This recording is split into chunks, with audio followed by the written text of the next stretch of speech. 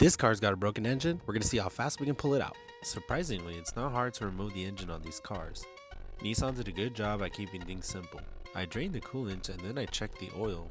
As expected, we found bearing material almost creating like a sludge. I was surprised to see that there wasn't as much bearing material as I thought there would be. I do believe this engine is a good candidate for a rebuild. I started to remove the front end and cooling components. I moved on to the wiring harness, which mostly altogether comes out with the engine. The power steering pump and lines can stay on the car.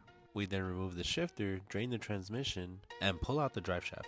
One thing I forgot was to disconnect the AC lines and the slave cylinder. I found out the hard way when the engine assembly wouldn't come out. Oh yeah, another thing to know is not to mess up this hard line. Doing this on my own, this whole process took me about 4 hours and 20 minutes. Is this a job you would take on yourself? Let me know in the comments.